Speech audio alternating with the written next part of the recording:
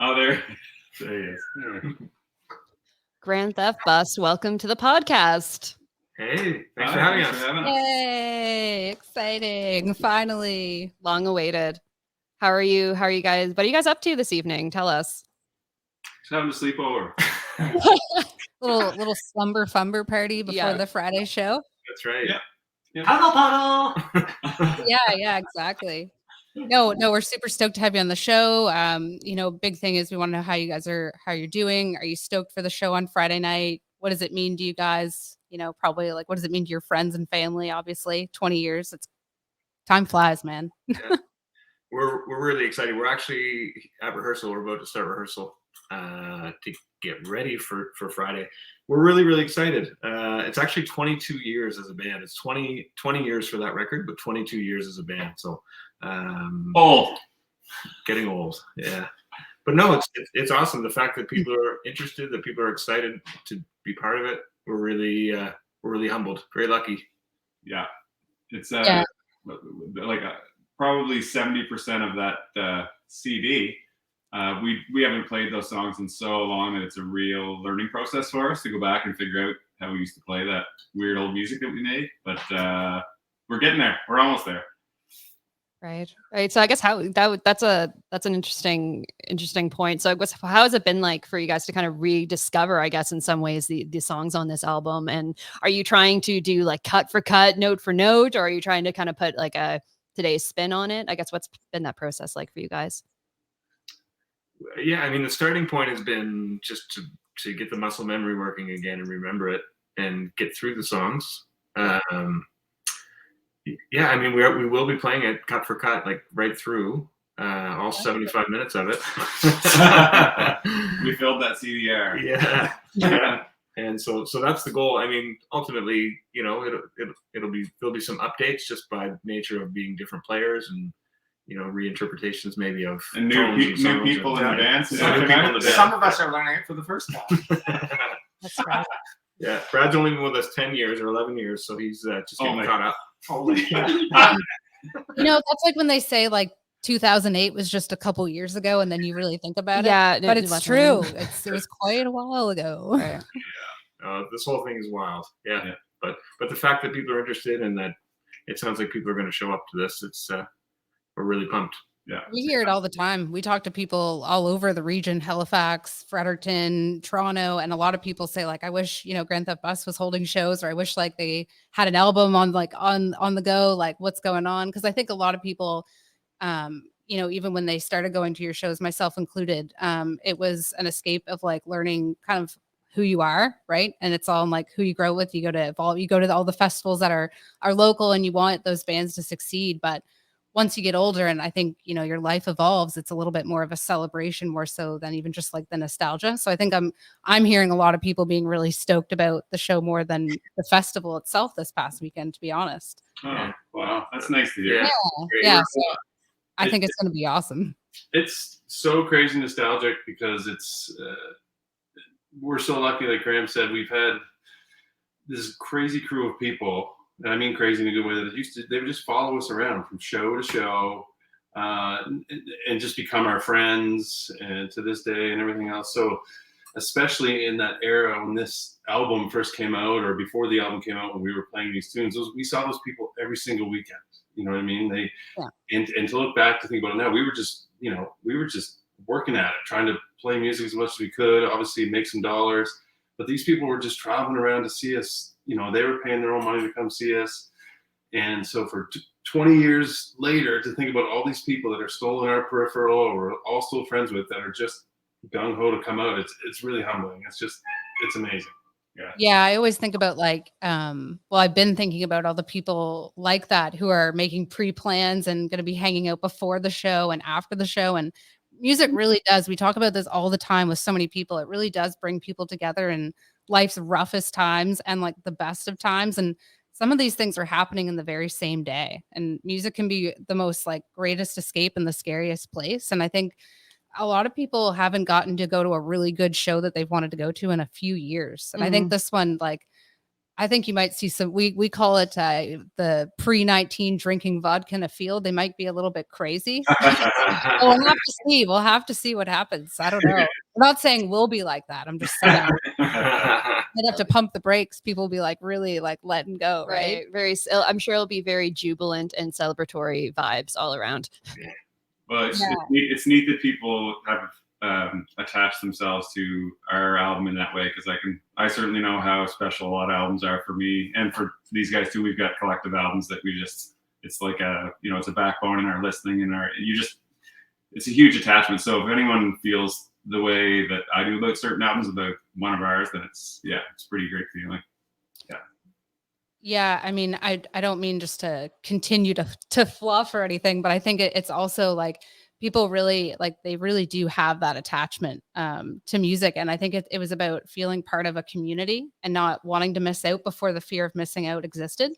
So like, back in the day when I would go to your shows, like it would be scary. You would run to Peppers to get your tickets because there was no Eventbrite, and you would just hope to get a ticket.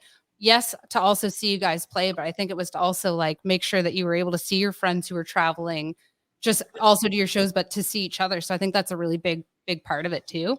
And speaking of fluff, Chris Hopper from Second Spin asked if you guys were going to play Fluffhead at the show. He sent it in. Love that segue. He asked me to ask this on the show. So there you go, Chris.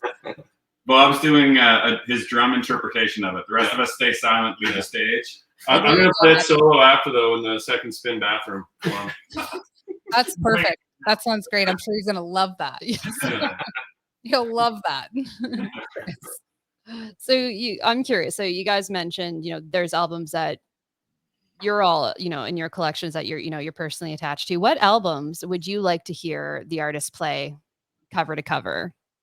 Well, coincidentally, for me anyways, one that just happened was Yankee Hotel Foxtrot by Wilco. They just did that album from front to back for a bunch of shows apparently, and that one holds a special place for me. So that's super cool. That's a good one.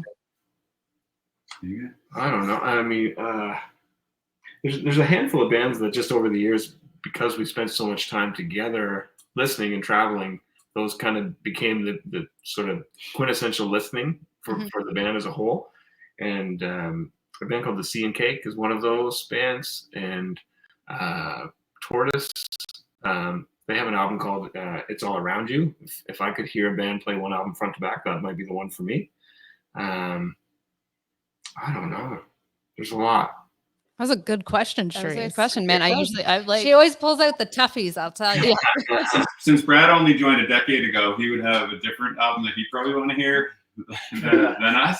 Yeah, What do you Brad, hear, tell us. Actually, just since Graham was talking about seeing Sloan this past weekend, I think one chord or another would be a wicked front to back. Yeah, that's a great album. So here's a through line. But that's a Lawrence album, isn't it? Yeah, so Lawrence Curry, who recorded Birth of Confusion, Yeah. also recorded Sloan's One Chord to Another. Yeah. Look at that. Look at that. We've tied the knot. We made a button on Need an it. applause. Oh, I don't know if the applause was coming Nope, through. it's not coming through. Oh, That's okay. We have an applause button on our machine. It works sometimes. We'll just do it Clap. manually. Let's do it. Oh Yeah, my manual goodness. clap. There we go. That's perfect. No, not sort of related, but we just got back from Toronto a couple months was ago. gonna Yeah, say, we I was saw gonna say. Primus perform Rush's Farewell to Kings front to back Oh, wow.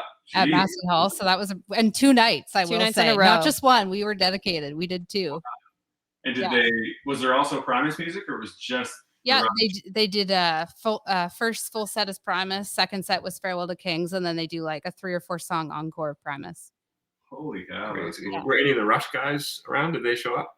They were backstage. Yeah. Yeah. They didn't come out and play though, which we expected. Yeah.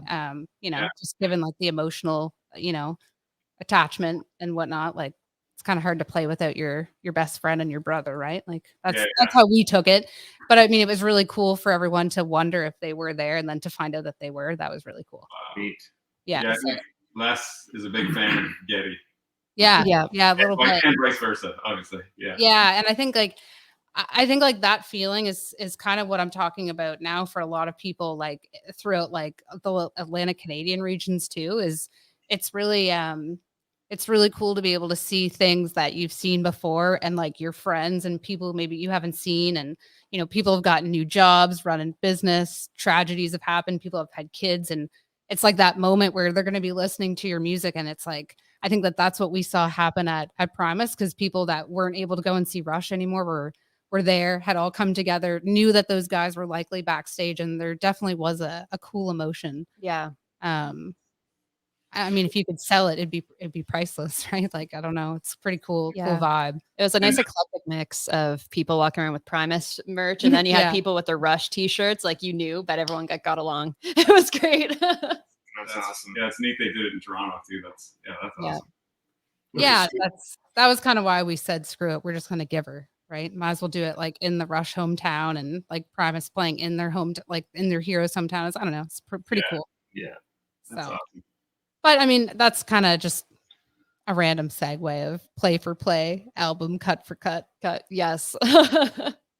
But no, so you guys are coming. You're playing on Friday night. That's super exciting. Any new album stuff in the works? We've been asked that too. Yes. We talked. Definitely in the works. Yeah. Yeah, We talk about it for sure. Like an extra spark on Friday. People will be really pushing you. Maybe.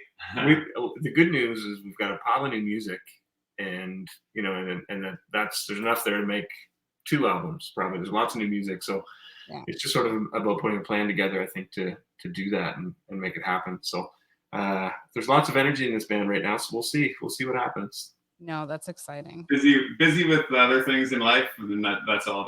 Just the logistics of finding the time and not prioritizing, but just making the time. But we all want to do it, and just, yeah, like Graham said, the ideas are still coming. There's still lots in the tank that way, so it's still super fun. Yeah. So I'm curious, has it been like over the course of the pandemic? You mentioned that you have like a couple albums worth probably of new material. Was during that time, did you write any of this new material during lockdown or during the pandemic, or is it stuff sort of written recently or from before? I think it's all 3 of those things. Yeah. Yeah.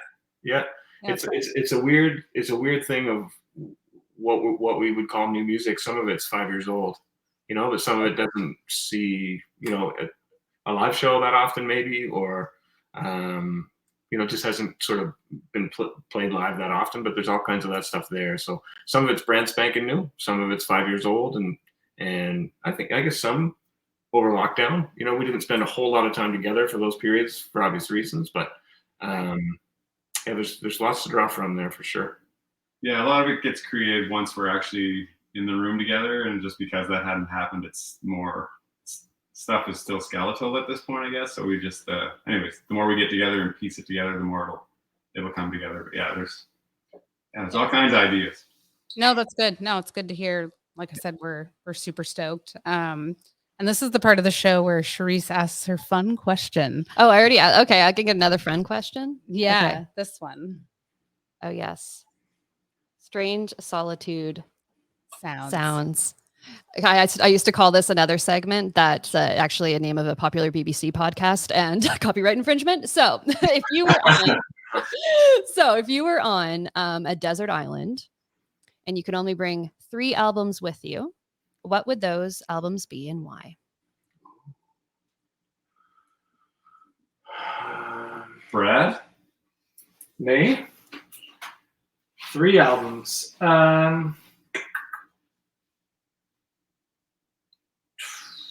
Probably the album leaf in a safe place. Good one. That's what I want to get stuck with.